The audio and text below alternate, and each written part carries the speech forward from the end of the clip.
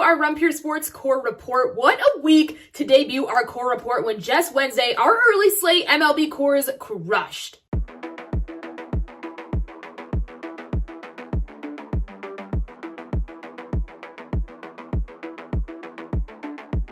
DraftKings led the way, recommending a Blue Jay stack featuring Ross Stripling, Bo Bichette, Alejandro Kirk, and Teoscar Hernandez, who all went off for close to 20-plus points each.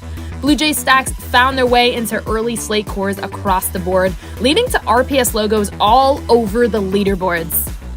RPS is always innovating DFS content, and this week, we wanted to introduce you to some new items we are including in our premium offerings. First up is the Daily Assist featuring Hoop 2410, who will be giving a premium overview on daily slates for a variety of sports, including MLB, PGA, and will soon be diving into the NFL as well. Hoop is one of the top-ranked DFS players out there, so to get his early premium thoughts on a slate will help you think like a pro and build that bankroll. Make sure to check out Hoop's Daily Assist in the past shows section of our Run Pure website. Hoop is not the only one creating new content to help our members crush. Mangone has also debuted Mangone's 3Max, a daily new chart to help you navigate MLB single entry and 3Max contests. Mangone is one of the most successful cash game players in the industry. Find out his premium recommendations for 3Max and single entry contests daily in the MLB drop-down menu on our Run Pure Sports homepage. All of this and more content is available virtually for every slate and every sport, all for a low monthly price of $80. Plus, you can knock 25% off your first payment by using promo code RPSHeater25.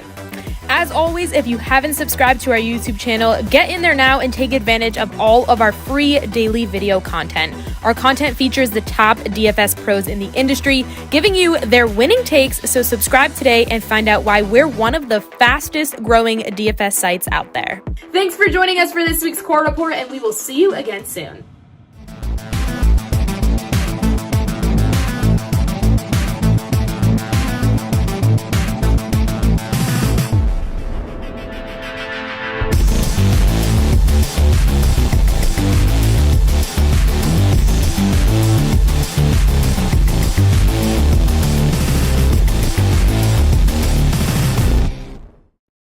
What is up, Drew Bronies? JJ back here with Cooper and Keg, talking a little NASCAR. Back at it today. Coop, I'm interested in your track or course. Yep. So the show's been off for about 2 weeks. Only had the trucks last week. We didn't do the show. The week before that, I said crush responsibly at the end of the show. And then Dunkel hits the 100K. He ships the tournament in the 150 max and doesn't say a word about it, and like nothing at all. So congratulations. Let's talk a little bit. What got you home? Sorry for the delay. I'm trying to load the YouTube video so I can see people's comments throughout the show. But needless to say, Daniel Suarez being super high owned got that home. I was actually, believe it or not, I wasn't even looking at the $15 because I really never do. The $15 is a complete lottery, to be honest. But I was overweight on a lot of good drivers that finished well. I was well overweight on Suarez. I was well overweight on Kez. I was well overweight on Cindric.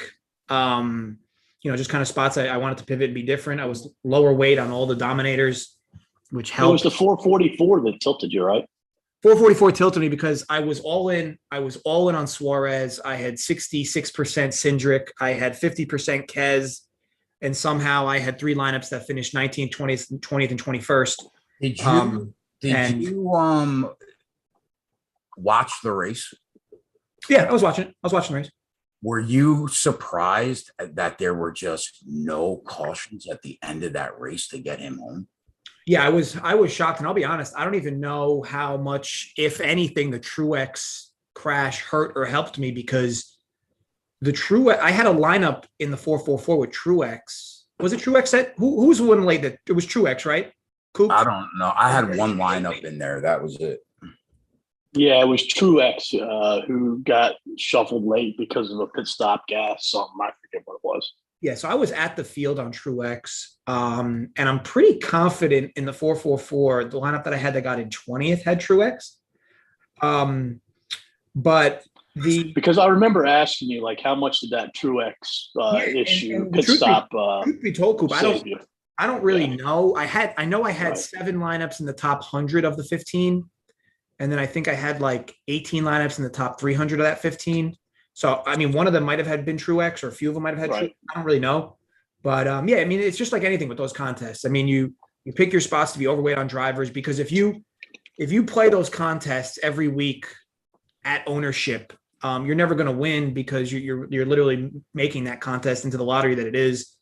Whereas if you just take stands on drivers, just like any other GPP for that matter, you might lose 7 times out of 10, 8 times out of 10, but the 1 or 2 times you're right, where you're way overweight on the field on the right drivers or right baseball players or whatever contest you enter, that's the way to enter these tournaments and do these. Now, granted, knowing what I knew about the 444, I felt like I should have won that with the ownership levels I had, but it just goes to show you, right? You still got to get every player right.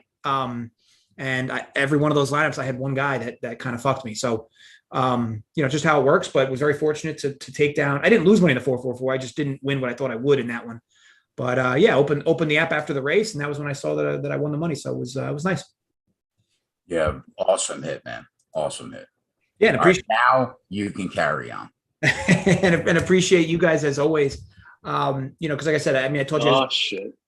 Told you guys this before the show. I mean, where is this dude? I can't listen to this sandbagging guy one more second. I mean, the dude wins 100K in fucking NASCAR, and he comes on here like, "Oh, I got this right," and I don't know if this hurt me or helped me, Coop. It might have hurt me. I don't. You won a freaking 100K. I mean, what is happening here? Come on now. Thank you, Tony. Nice to see you, bud. Keg, have you ever known anyone in your life that when they win, they don't ever want to say shit? I had to, me and Joey are also from Jersey. And like when we win, if you're going to be accountable for the losses, then you celebrate the win. Thank you. Correct. Okay? Exactly. So like me and Joey, I had to say, in June, they went 71-48. They're up 23 units in Major League Baseball. I mean, you wouldn't know it if you looked at JJ's feed, but I mean, like, but Joey will scream it from the rooftops. Which he should. Exactly. Yeah, exactly. I mean, but you ever seen Dunkel when he picks a few losers? He's got his cock out in his hand, like stroking himself to it. Fucking clown mask on, paper bags, Vaseline, because he goes 1-5. Oh, he loves it when he goes 1-5. Like he fully strokes himself. Yeah. The dude wins 100K in friggin' NASCAR. He's been crushing every week in NASCAR, and he doesn't want to tell anyone about it. He'd rather just post pictures holding hands with his wife. But when Coop and I we'll crush the race from betting every weekend, and he'll be right there. He'll like retweet it with like the goat symbols. Oh, of course. He just sent me a tweet about how it never ends. All the heater never ends. Meanwhile, I'm going through my lineups, and there I see Uncle Dunkle every time 40K. The same shit happens in college football. The guy he refuses. God bless him. NASCAR's been your most profitable sport, right, Jay? Yeah, it has now after that 100K. That 100K will help things out. Even before that. Yeah, it was. I'll be honest. This year, before that hit, baseball's been more profitable for me, but NASCAR was. It definitely put it way over the top for sure. I still can't thank COVID for NASCAR, man. Right? Without COVID, I never would have watched a single NASCAR race. NASCAR and MMA for me. I love both of them now. I base my whole weekend just like you guys.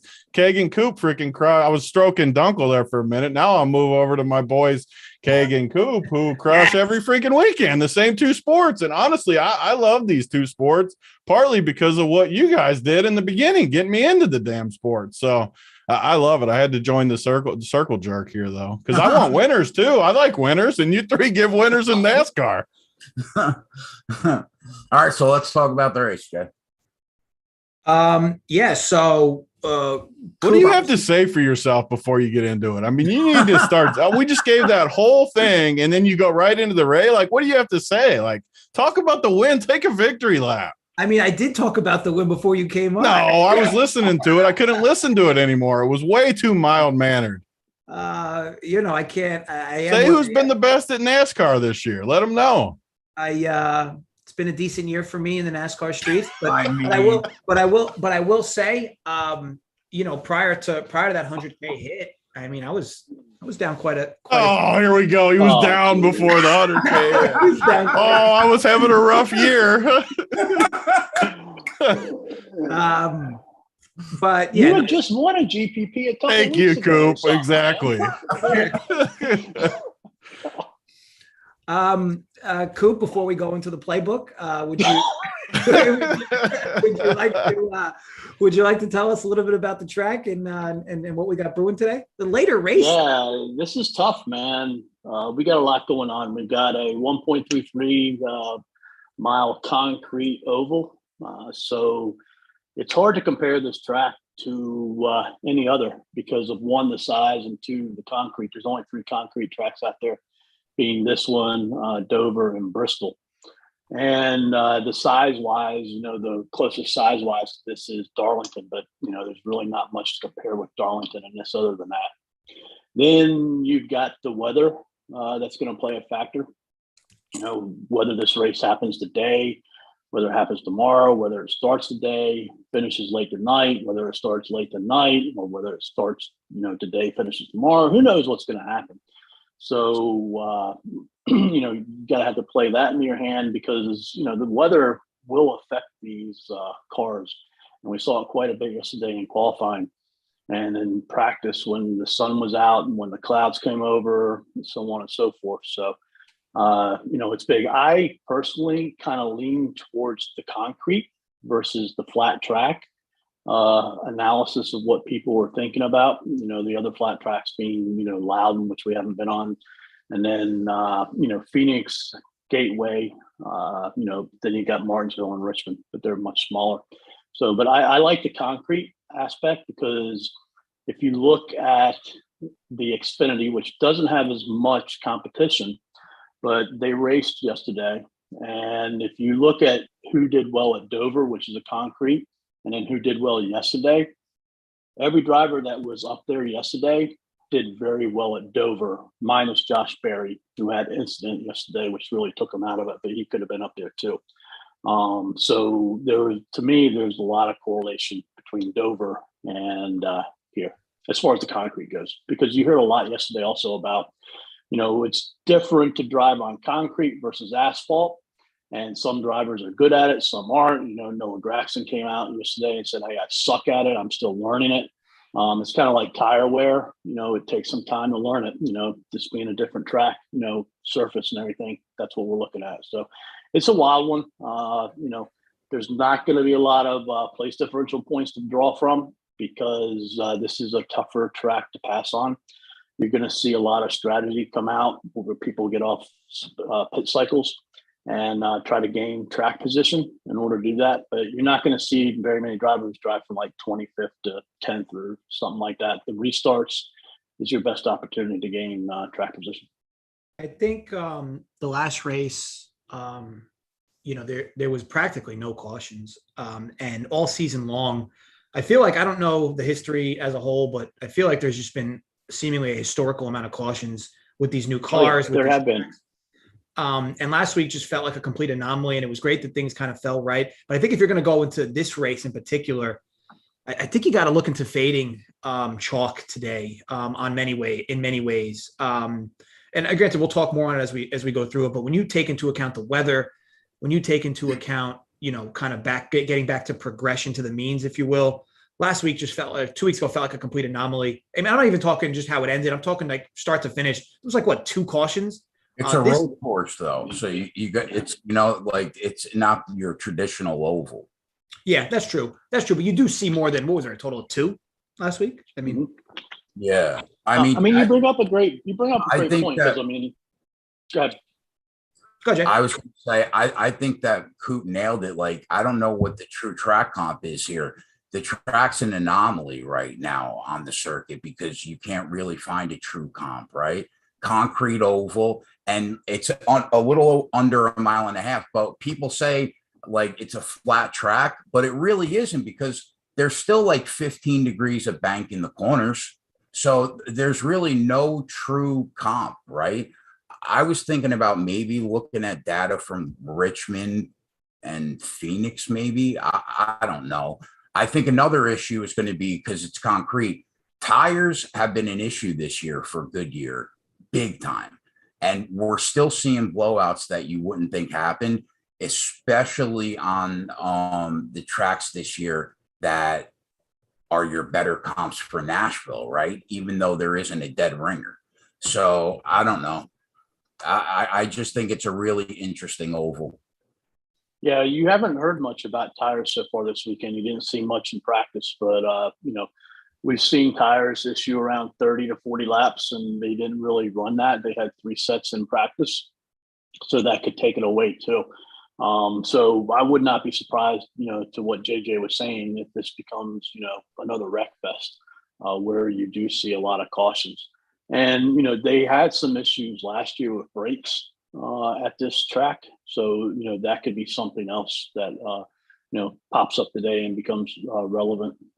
And I think to me, until Chastain shows he can get back to the top, I'm going to just keep fading him entirely until he proves he can win a race. Ever since his little debacle with Hamlin and his debacle with Chase Elliott, it just felt like he's been a different driver. Now, I would argue he didn't even deserve to be in 7th last week. There was some attrition that helped him move up in spots late in that race in the last, call it 50 laps, 40 laps, if you will. But to me, he's going to see ownership today, a decent amount. He's a good middle pack guy. He's got decent place differential. He's got great odds to win. Definitely going to be taking a stand on him. If he wins, he wins, so be it. What I might do is, and this is something I often do, if I completely fade a driver like him in this spot, I will bet pretty heavy on him to finish in top 5 to kind of offset my lineups, because if Chastain finishes T5 today, my lineups will be absolutely crashed. The odds are a joke. The fact that kid is 6-1 to win this race is crazy. I understand how good the car's been this year, but we're getting into the like crazy Looney Tunes zone. And Larson being plus 470 is also a joke. Like those first 2 guys, the odds are just off. They're objectively wrong. And Jay, we've been talking for weeks on this show. I mean, Chastain has run as pure as any driver I can remember since I started watching this sport 4 years ago. I mean, you want to talk about people's cars randomly getting flats, people randomly being pigeonholed into accidents that aren't their fault. This dude is forcing the issue and not getting into accidents. It just feels like he's got regression coming in that regard. Now, granted, I will say that over the last few weeks, it seemed like he's been a little less aggressive, maybe because of all this shit talking that's happening around some of the top drivers and him. But if he's not going to be as aggressive in a course like this, that's going to limit track up, ability to pass, and then add in the fact that again, can you name any car that's been even close to as fortunate or gratuitous as his car has been all season? Not many. No. I find it crazy. You have guys that are avoiding accidents every week that their cars are blowing up, whether it's in the pit stalls, whether it's off-road, whatever it is. He just continues to just have a car that's like durable every week. And it's just crazy. And it's super fast. Yeah. Yeah. So yeah, 100% taking a stand on him today. Granted, he could win the race. I will likely bet him top 5 to hedge myself. Larson is a guy I will likely have ownership on.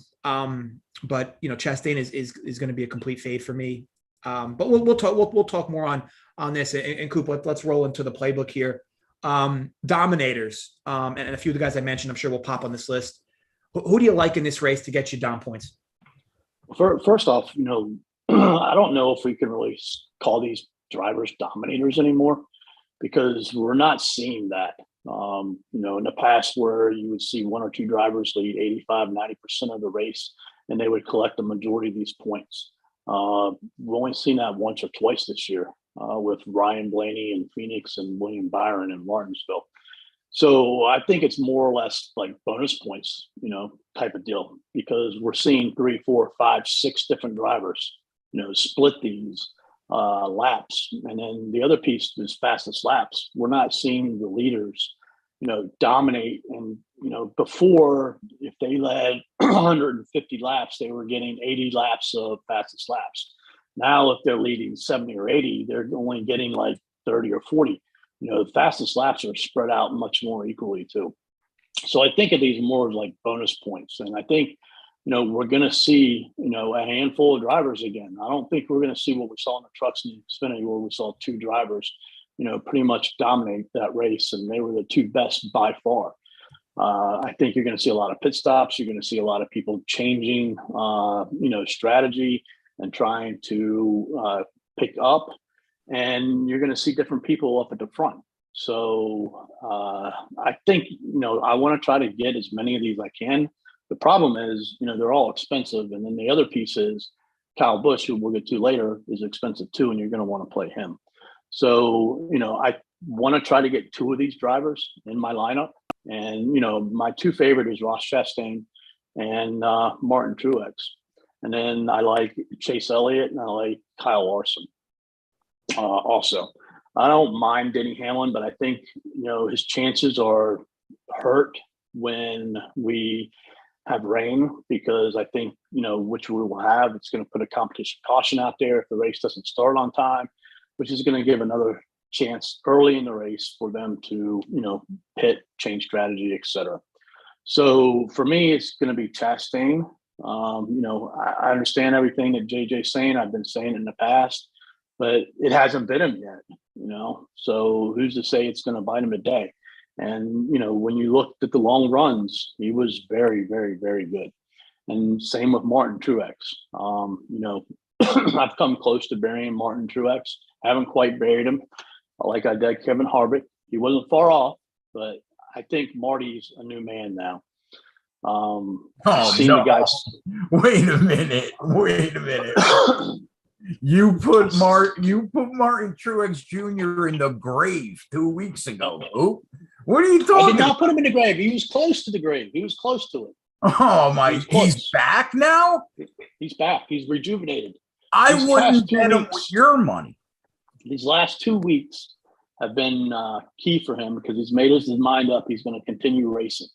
And I think that's pretty pivotal, because, he's just not going to go out there and drive around. And I think he's had a lot of people around him encourage him. And I will tell you, when the guy comes out and he says, this is the best car I've had all year round, and when you look at who drives really well on concrete, and then you look at his times that he posted in practice, he's going to be a threat. And you look at what he did at Sonoma, he was good until the end. And then if you go back to Gateway, the previous race, he was really good there too. So he's actually trending up, and I think he's got a lot going for him. But when the guy's smiling and the guy's talking positivity, I'm on with him, man.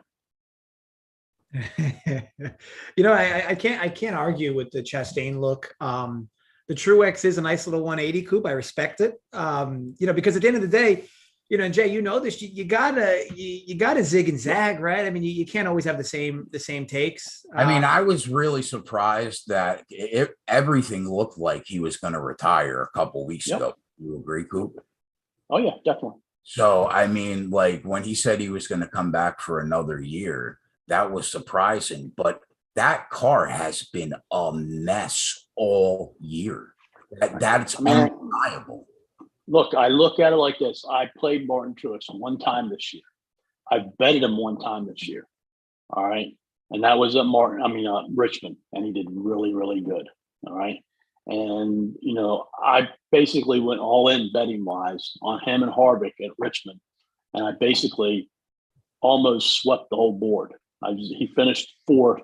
All right. And I needed a top three from him. So, but I got every other bet in, all of those two of them. And, I just feel this is Truex, man. This track says Truex. The week says Truex. Everything that's going on. I agree. Gibbs, the guy's so positive, man. And the track fits. The track definitely fits his style. And I expect the Gibbs to be strong coming into the week. They are strong. So I understand, but man, it's hard to back him now this year. Yeah. I get it, but I mean, and then you look at Elliott and Larson. Like, I'm interested to see how people are going to react to them because they haven't been good. You know, Larson's had a pretty good car. He's just had a lot of issues. Elliott hasn't been good. But if you go back and you look at who's really good on concrete, Chase Elliott is really good on concrete. Yeah, I was gonna talk a little on him, Coop. But before I do though, first of all, did Tony Irish goodbye us? Like, did he just? I don't know. He did. He's not on the video. I mean, Simon, feel free to chime in the chat here. It looks like Anthony Wayne. Oh, Big T. Unbelievable. How do you do me like that? The guy comes in here, talks his shit, and then just leaves without even saying goodbye. The guy doesn't even have an Irish heritage. I mean, what the fuck? Anyway, 116 of you watching, 31 likes. Make that make sense, somebody? So that means a bunch of you maybe have the video up but aren't watching it, and that's cool. But if you do have the video up and are watching it, like the video, it's not hard. Just takes a little extra effort with your index finger, whether you're lefty or righty. You could even do your pinky if you're like, maybe you're ambidextrous. Maybe you could like the video with like both hands. But either way, we deserve more likes here. Again, I know a lot of you like to do nonsense while you're watching these videos. Pornhub is a big site, which I'm sure a lot of you are well aware of. You're probably watching that with us, or maybe you're using us as Pornhub. Maybe got some kind of weird NASCAR fetish that gets you off. Either way, if that's the case, you still should be liking the video. Likes are very low. Let's get the likes up there and subscribe as well. Don't be a shitty person that's liking the video, freeloaded, not even subscribe to the channel. Let's make it a full circle jerk.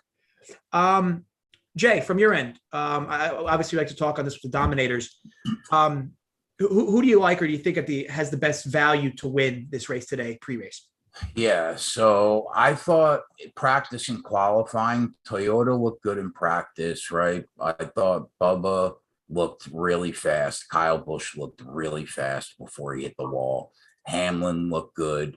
And Chris Bell looked like his speed wasn't on par maybe with them, but we know how good historically that he's been on flatter ovals. So a few Chevy teams look good in practice also. When the boys came back to qualify, we finally saw the Fords that I thought would be good going into the week show up on the qualifying board.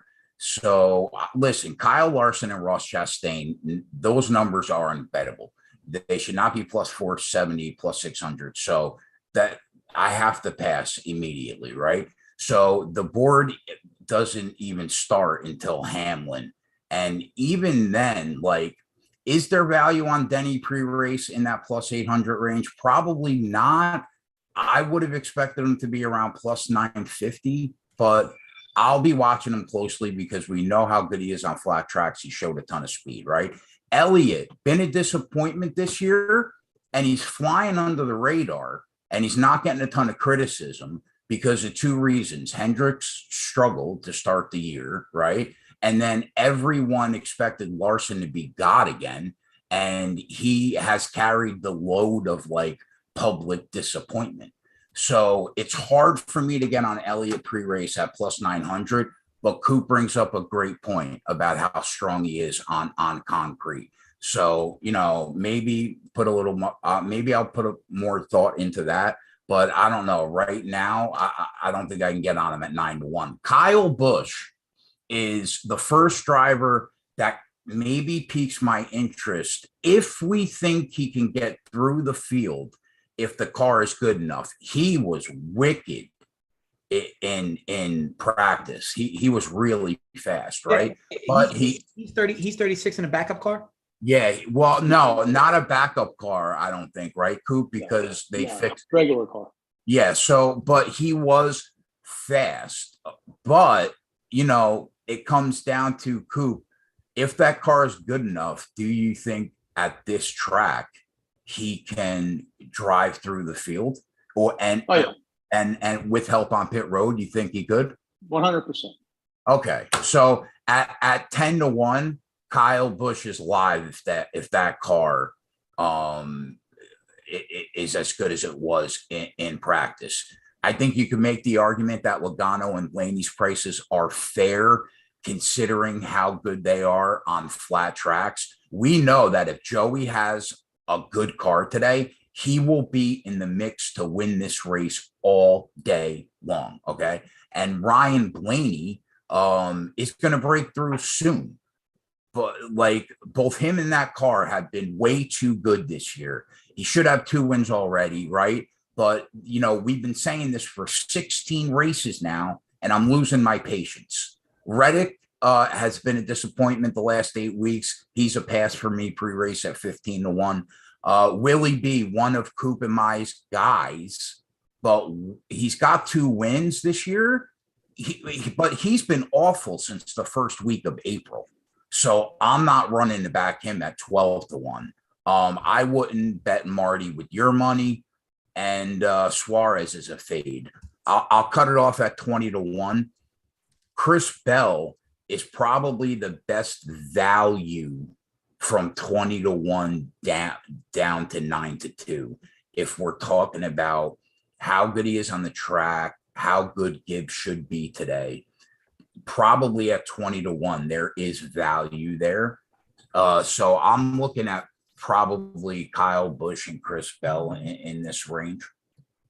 I think you're crazy, Keg, because he asked for value. All right. Yeah. And yeah, but we're talking. He asked me to talk about the Dominator class. Yeah. But yeah, exactly. And what has Martin Truex's numbers been pre-race? The last 3 or 4 races, 25-1. Bullshit. He's been like 8-1, 9-1. No, I gotta go back and go back and check. Oh well, the road courses, yeah. But all of them. He's never even been close to 25-1. His 15-1 is the highest number they've had on him all year, except for maybe like a Talladega.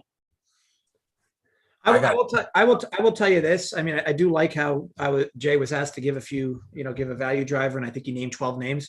Well, I just went down the Dominator board. I'm just trolling. There's a lot of value out there with Martin Truex, man, because his number pre-race at 15-1 is almost double what it has been the last couple of weeks. I think Truex has some value in the betting market. I just don't know if he has value in the DFS market.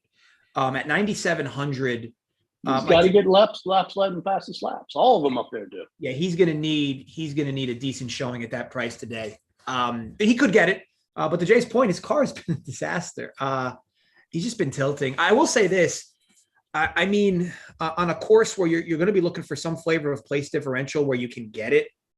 I mean, Kyle Busch just feels like an absolute lock if his car can stay afloat today. But that's the problem, right? His car just hasn't stayed afloat. He has had multiple wrecks where his car's gone to the garage. Well, that's the piece. Like, he's starting back there because of when he ran that lap.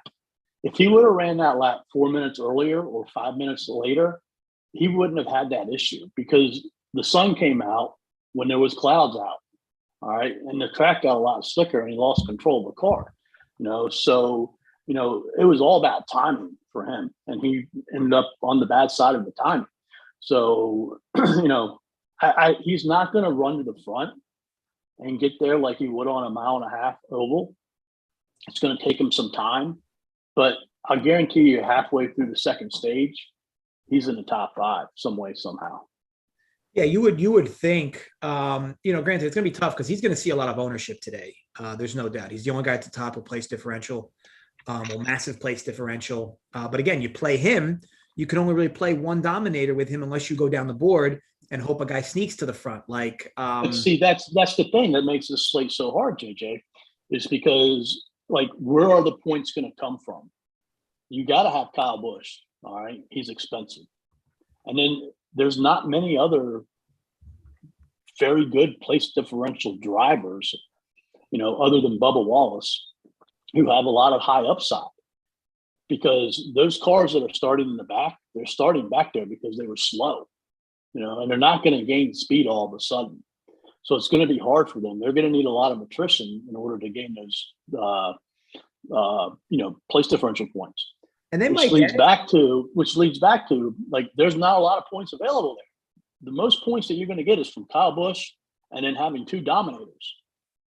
Yeah, I guess that's what makes it fun today, right? I think that, I don't usually do this. I basically, every week I build my lineups, I basically knock out like the bottom 8 to 9 guys. This would be a week in particular because of the expected attrition where you could get guys that just magically sneak up into the top 20 and are a big hit for you at, sub 5K. And again, it's a difficult race pricing wise. And I'm actually happy that DK did it this way because it makes it harder to build lineups. And I often say you want lineups to be harder to build because when lineups are easy to build, they're easy for everyone to build. So these types of tracks are good. I do think there's a little added variance today though, with the rain, with the expected accidents per se. But needless to say, it should also Martin Truex Jr. Coop's right. He hasn't been 15-1 since Dover in May. So for a while now, he's been in that 9-10-1 range. So yeah, that's true.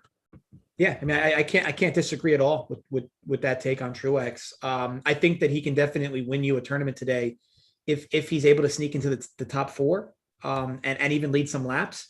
Then you're likely in good shape at his price. It's just that he's been kind of brutal. He's been so brutal that like even on races where he's looked good all race, he's a little bit like Denny Hamlin in that respect, where he's been good all race, he's still find ways to like not even T20. So but like he's had a mind reset. All right, he's positive thinking now. God. Do you remember back at the Coca-Cola 600 when Kyle Larson was absolutely dog crap? His car caught on fire. He spun out 2 or 3 times. Yeah. He was bitching and complaining. And then his crew chief got on and said, listen, forget about all the shit that's happened.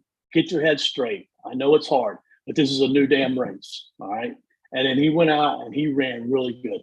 That's what's happened to Martin Truex. We'll see. So let's move over so we can finish this show in under 5 hours. I mean, not for nothing. We've been running 38 minutes, and the first 8 we blew you. So settle down. All right. Real quick though, as we go through this, you guys know by now that we run through. If you've been watching the show recently, we run through Coop's playbook. We talk on some core plays. These are functions that a lot of other DFS sites and platforms they don't offer.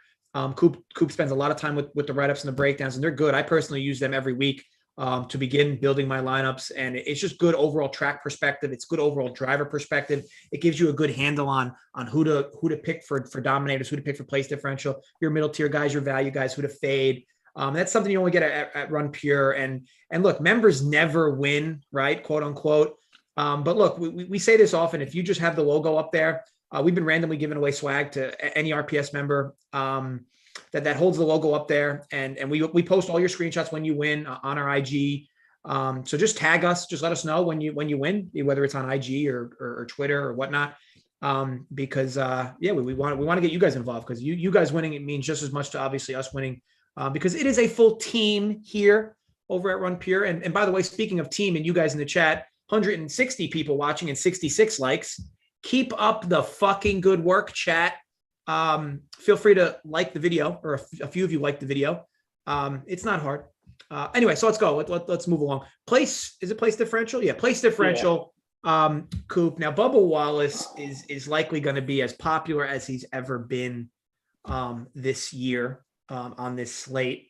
How are you approaching that, Coop? Because it is an interesting element, right? Bubba Wallace has been fast the last several weeks. The results haven't been there because of issues with the car, issues that others have been brought onto him and has been collected by, and then, issues that, he has, contributed to also. And the car, once again, is fast. All right. It was the fastest car in practice. And when you look at that bottom, he's starting 30th. All right. Why? He has the fast. Why? I missed part of qualifying. He had a bad lap in qualifying. Okay. So he's starting 30th, and he needs to get the 20th to make value. So he has a huge amount of upside. Is he going to drive up front and be in the top 5? No, it's going to take him some time. Is he might even not even get to the top 5? No, he might not. I think top 10 would be a good finish for him.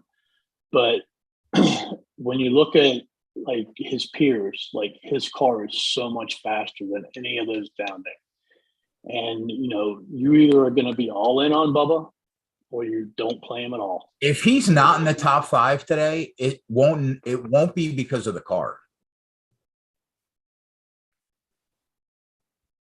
Say that again? I said if he's not in the top 5 today, it's not going to be because of the car, because that car looks like a beast.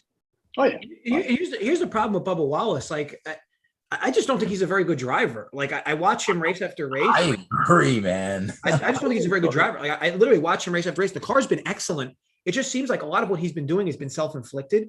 And my concern is the spot's excellent for him today. I'm definitely going to have Wallace ownership. He scares me in terms of like in his spot, if you took away the name, right, and you were just looking at results, and not actually watching the races, like Bubba Wallace would be a guy I would lock in all my lineups today at this price, at his betting odds. He's been good on these tracks. It's just there's so many blunders with him when you watch him race. And again, it's hard to fathom some of it. Coop, what's your perspective? Obviously, you're kind of you're objective. We said it last year, like if Bubba Wallace wins a race, it's going to be at Talladega or it's going to be at Daytona. And he went out and he ran and he won Talladega. Yeah, he won it with rain. Super speedways, he always fucks. Right. And then ever since then, he's been really good at them. I do think he's better than what he was last year on, let's say, the technical type of courses. I would never play him on a road course, no matter what. On the short tracks, he's getting better. And on the mile and a half, I think he's getting better too. If it was any other driver, man, that car is a top 5 car today, no doubt. And he's 5-1 to be in the top 5. Like I think any other guy. I think you also got to relate. And I know, this sounds crazy, but you got to put some of the MJ factor in there too. All right. Last time, MJ was involved with these cars, he had, his logo basically on Kurt Busch's car and he won. So Michael Jordan's at the track today, so, there's going to be a lot there for him. It's going to be big for Bubba. It could be too much pressure for him to handle when he screws up, I'm gonna look at on the other side. Oh, go ahead. On the other side, like his car is just so much faster than any of those cars down there. I think for me, I'll have to look at more around the pricing around him. I haven't dug too deep into it. Obviously a guy like Kez is there, similar around him, but I think like for me, it's even like Stenhouse is a little more expensive, but he's in that neighborhood. Like there's other drivers back there: Stenhouse, Kozlowski, Chase Briscoe, Eric Jones, even Austin Dillon starting 20th. Who have place differential upside, but they're all starting back there because they were slow. All right, unlike Bubba, who was fast, he just had a bad lap. So they're going to need help from their friends of attrition to get up there because they're not going to drive up there based upon what they've shown. Either that, or they're going to have a late race penalty strategy, that gains them a lot of positions too.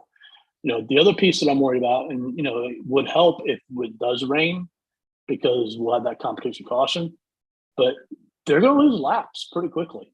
I expect these cars up front to be fast, and if they lose them laps, that's going to cut their upside also as far as being able to gain it. Yeah, I think that at his price, you do not need Bubba Wallace to have an incredible day today. No, by any means. So, as I look more and more, I just think a guy like Bubba Wallace today, you either lock him in or complete fade. I don't think he's the type of guy today you try to go at ownership.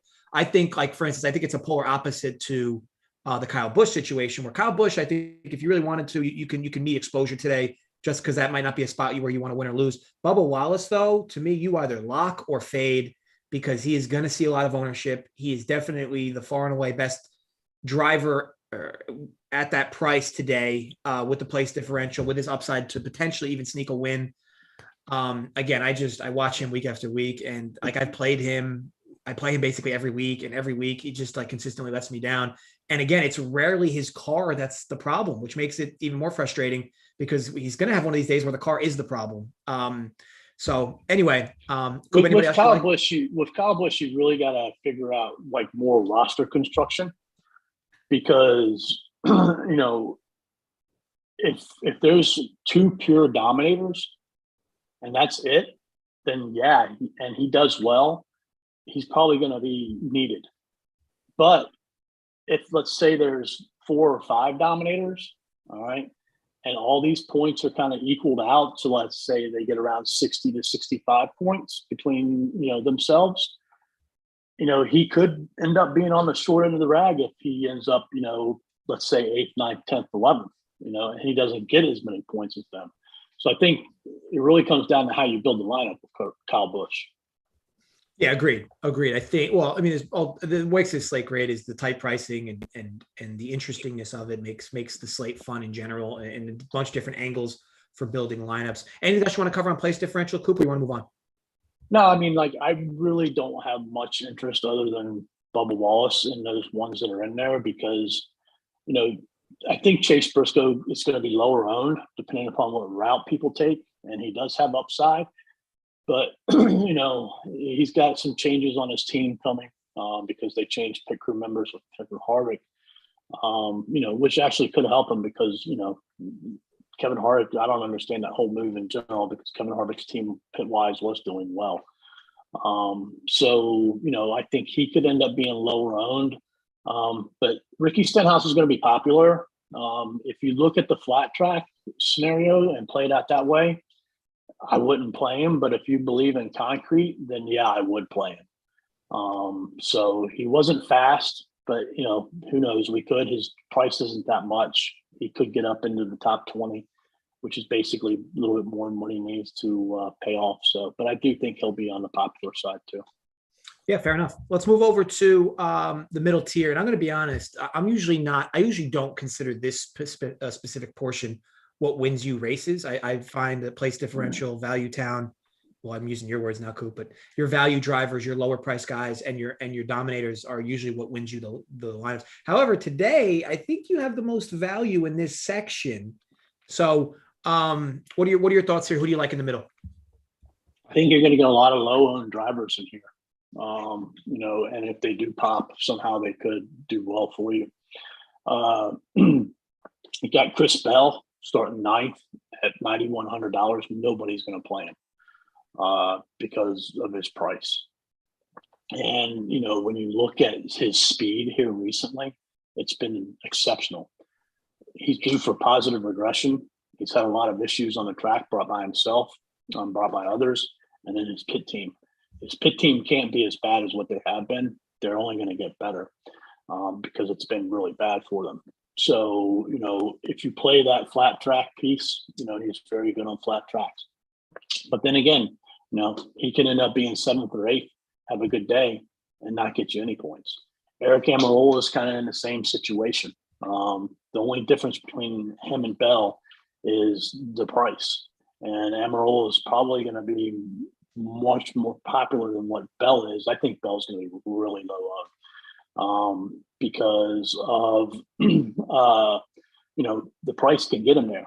But he's very good on flat tracks. So, you know, he's a good pivot off of the Ricky Stenhouses and stuff like that. And then you have Tyler Reddick, who's been a big disappointment this year. But I think, you know, he has that potential. It's hard to ignore him. And he could end up doing well for you. But the one I like the most out of here is Kurt Busch. I don't think a lot of people are going to play him. And, you know, he has upside starting 19th. He does good on concrete. And his car's been faster than what it had been, you know, results-wise. He's just had some issues, too. And then the last person in here, it's a tough play, is Alex Bowman. But I think another reason Chris Bell is going to be really low owned is because of Alex Bowman too, because Alex Bowman starts farther back 4 places, and he's like $400 cheaper too. So, Bowman's been good here recently as far as getting results, but that's not because he's been fast. It's because he's been keeping his car clean and he's been taking care of the, keening on the attrition aspect of it. So, this is a tough range. I wouldn't mind throwing some out a little bit on Chris Bell. I don't think you're going to have to throw a lot out there on him, but him and Kurt Busch are my 2 favorite in here.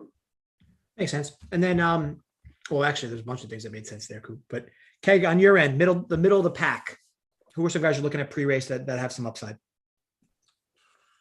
Not many. I think that Harvick looked okay in practice and qualifying.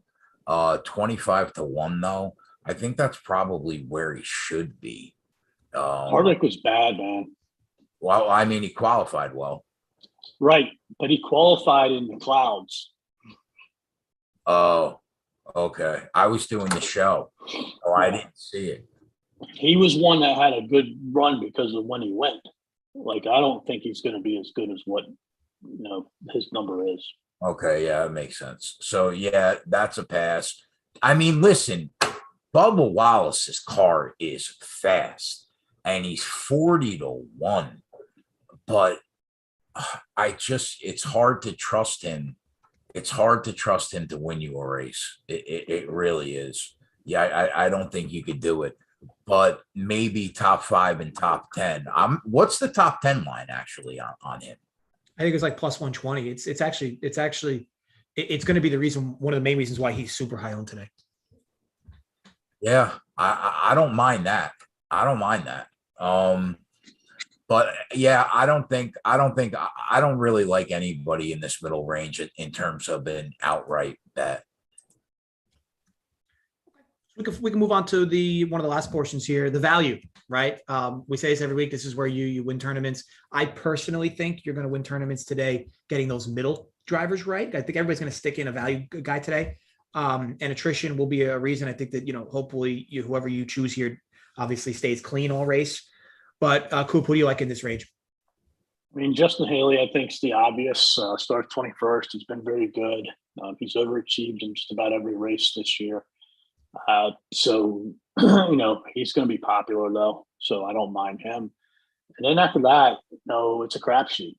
And, you either play your Gillans, your Burtons, your Ty Dillons, you were starting farther back, but they're starting again there because they were slow. Or, you play your AJ, you play your Chris Buescher, you play Cole Custer and Michael McDowell, who should be on the lower end of ownership, but they also carry a lot more downside than what they carry upside because of where they're starting. So, you got to pick one or the other. I think, I'm going to take some shots on a Gilliland, on a Burton, not a lot, but I'm also going to take some shots on Buescher, who, he can end up being in the top 10. He's done well at sometimes this year. And then Cole Custer too. One more thing, Eric Almirola, everybody knows that he's very, very, very good on flat tracks, right?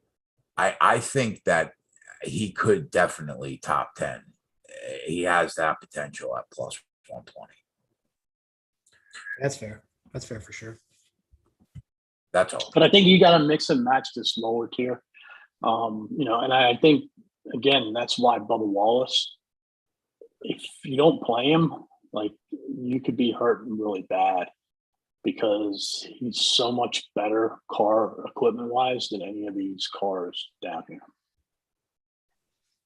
And that's fair. I guess we could talk on last but not least, Coop, Kegger, drivers you want to fade today. Drivers that no matter what's really happening, you're going to be completely off. Coop, who are some drivers that you absolutely don't want any piece of today? Logano. I think the thing with Logano is he's been fast, but if you look at his car, he really struggles unless he's at the front. And I think once he loses his track position today, he's going to struggle a lot. Even at Gateway a couple weeks ago, when he tore it down in practice, he wasn't very fast during the race. And then all of a sudden, his pit team had a phenomenal pit and put him up front, and he was able to stay there. So, I think once he loses that track position, he's a goner. And then Daniel Suarez, I think a lot of people are going to be chasing him. Price is all right. And his results here and then on concrete, they're pretty good too. But a fifth place starting position, not on a road course where he was dominant, in Coda and in Sonoma last week, where he's had a lot more variance on these 1.5 mile short tracks and other type of tracks. I'm going to pass on him. Will Byron, for me, is a pricing thing. I'm going to pass on him. Kevin Harvick, he could finish 9th or 10th where he starts, but I just don't see the upside for him. Corey LaJoie, I'm not going to play. AJ Allmendinger, I think, starting too far up. And then I think the big ones for me was really, Logano, Suarez. I'm not really high on Hamlin, especially if we don't get a regular start time, because I think it's going to hurt having that extra caution. And then I'm trying to think, Bowman, I think he might get a little bit of ownership. But, it's really, for me, Logano's the big stand. That's fair. Jay, on your end, anybody looking to fade today? Yeah. If we're talking about pre-race outrights, you can't bet Kyle Larson at 4.5 to 1. You can't bet Chastain at 6 to 1. And then Tyler Reddick has been a big disappointment the last 9 weeks. He's 15 to 1. I want no part of him pre-race. Tough to get behind Will Byron right now, I think, pre-race. Chase Elliott's interesting now that Coop says how good he is on concrete. I still had work to do after this show, but I don't know. I don't know about him. Other than that, I'm not betting Harvick. I think Chris Bell could be worth a play. I'm not betting Suarez. I'm not betting Byron. I'm not betting Logano. I'm not betting Hamlin, Chastain, or Larson pre-race. I would say those are my fades. Fair enough. Nice to see Martin Truex is in there. Jay, rebuttal? Coop, you would have to do the sell job of your life on our show on the bet side after this to get me to bet him pre-race. Okay. Any final notes, guys, on this track, on this course? Any final notes? Coop, I'll start with you. Obviously, no. Hopefully we get a race in today. It's going to be, a lot of different ways to go, I think. But for me, it really just comes down to how the points are going to be accumulated. And if you think there's going to be a wreck fest or quite a bit of attrition, then yeah, maybe you do jump off of the chalk or so. But I'm also interested in what Elliott and Larson's ownership is going to end up being, because I think it could be on the lower side. Fair enough. Jay, betting wise, any final notes you want to talk on for this track? Two final notes. The first is definitely going to be weather. And it looks like right now it's probably close to 70-30. They get their race in, considering that they have lights. That's where Pockcrass and a couple other guys that I respect, at least for info, no, that's where they are. Second note is, listen, we saw a lot of these cars in practice and qualifying very, very close in time. However, if you watch the truck race and the Xfinity race this weekend, the car that was out in front in both races at one point in the race were 8 seconds up on the field past third place. So I think that there's a good chance. I know they're new cars and we don't know, but based on how these cars have been in clean air on short tracks, And based on the fact that what I saw this weekend was bizarre, I think that we might see the car out in front be 5 seconds up on the car in fourth place, like earlier than we think. I think it's a possibility based on what I saw this weekend.